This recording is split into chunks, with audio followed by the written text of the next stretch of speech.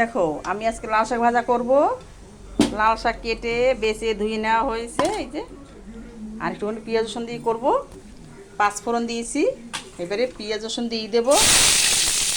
পেঁয়াজ রসুনটা দিয়ে দিলাম।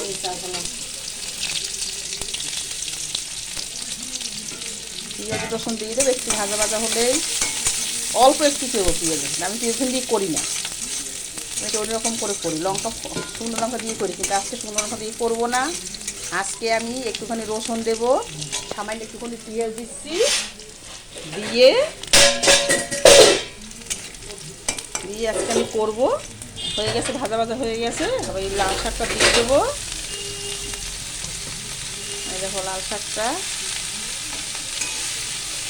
দিয়ে দিচ্ছি।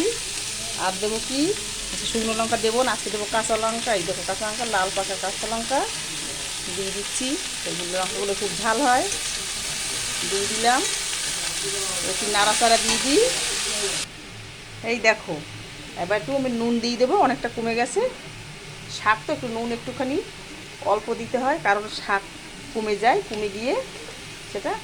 আর একটু হলুদ আমি না দিলেও হয়, আমি একটু অল্প অল্প হলুদ দিলাম। এই দেখো একদম অল্প হলুদ দিচ্ছি, দিয়ে ভালো করে নেড়ে চিড়ে এটাকে আমি একটু ঢাকা দিয়ে রাখবো। এই দেখো ঢাকাটা তুলে দিলাম। এই দেখো এবার দেখা যাচ্ছে কষ্ট।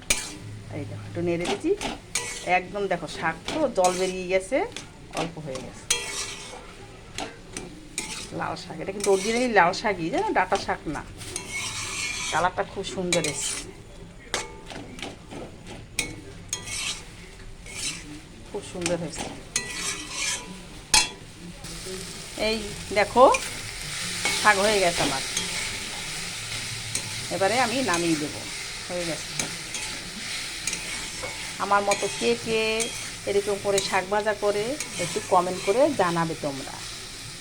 Thank you, thank you, thank you.